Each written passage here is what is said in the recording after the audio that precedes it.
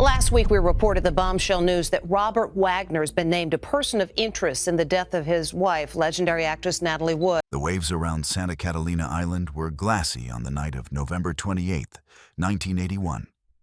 Yet Hollywood has been thrashing in their wake for 44 years.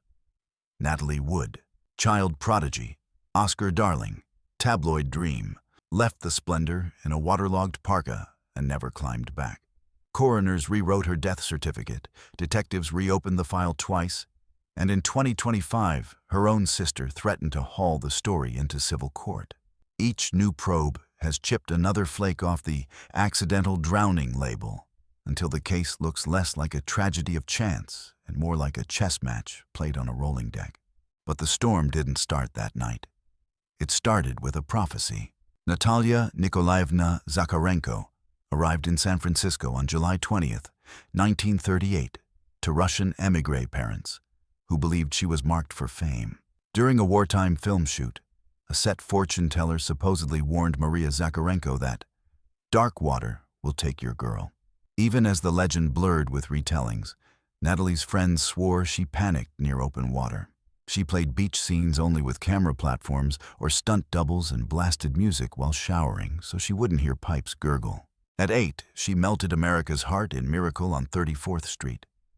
At 17, she locked eyes with James Dean in Rebel Without a Cause and snatched an Oscar nod. Stardom inflated fast, and so did expectations. Hollywood wanted another ingenue. Natalie wanted roles that scraped raw nerves. She won that fight in Splendour in the Grass, then tiptoed across racial politics to play Maria in West Side Story. Every victory broadened her fan base and deepened insiders' curiosity about the turmoil she never showed on red carpets. Enter Robert Wagner, the studio-groomed prince in a white tux. Their 1957 Scottsdale wedding looked like a living magazine spread. Snow-white dress, sunset photos, movie executives clinking flutes, yet rumor engines soon sputtered. Whispers that Wagner's roving eye focused not on a rival starlet, but a rival leading man.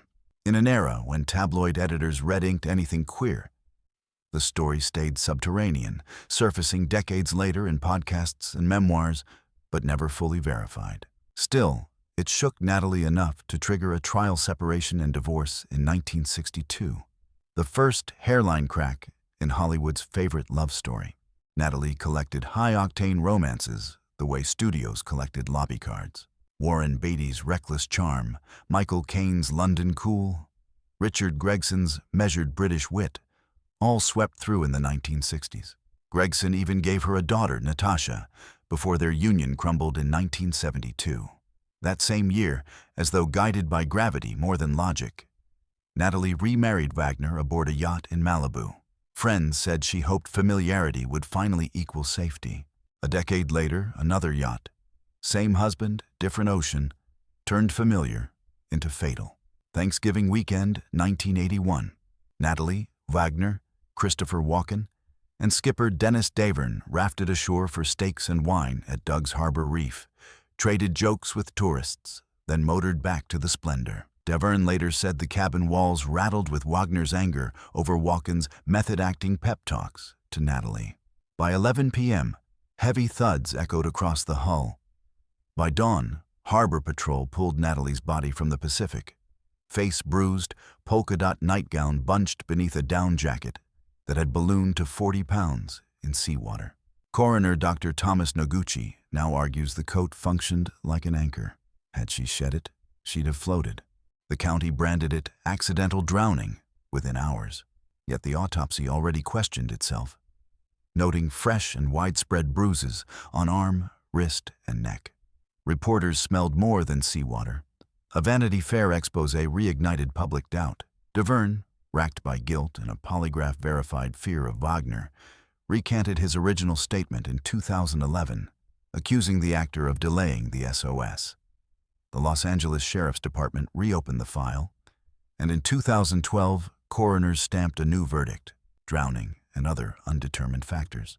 Detectives pored over a matrix of testimonies that looked less like recollections and more like tangled insurance clauses. Walken lawyering up, Wagner sidestepping press, Deverne-chasing documentary deals. Each move screamed self-preservation. Game theory analysts later diagrammed three dominant narratives: slip and fall, rage push, and post-fight cover-up. Only two ingredients stayed constant: midnight water and overlapping alibis. In 2020, HBO's What Remains Behind let daughter Natasha confront her stepfather on camera. Wagner wept, insisted no violence occurred, but admitted harsh words.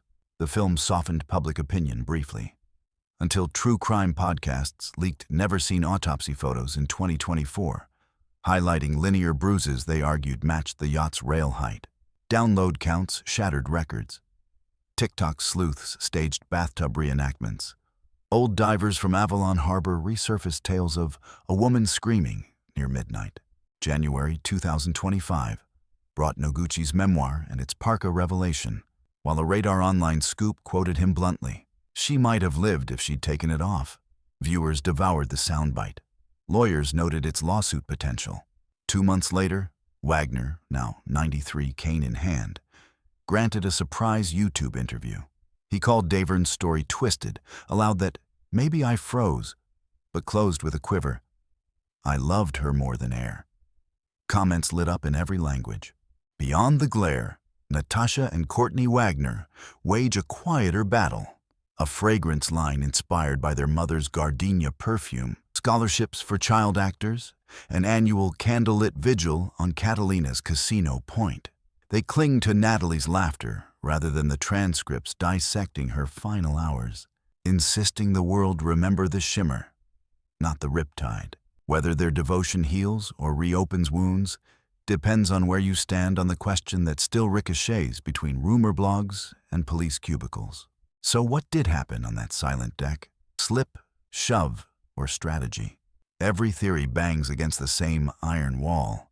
None erase those bruises. None dry the parka.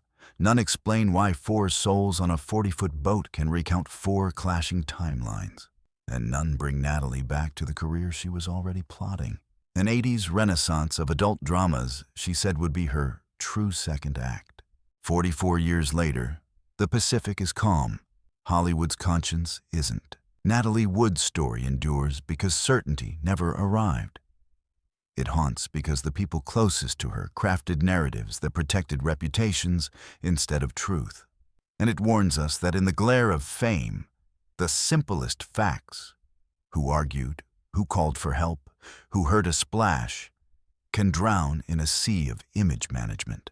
The ripples from that night still lap at Catalina's shore, and every unanswered knock is another reminder that justice delayed can sink as surely as a parka in dark water. Until the final version surfaces, the mystery remains afloat, daring each new investigator to dive deeper than the last wave of headlines.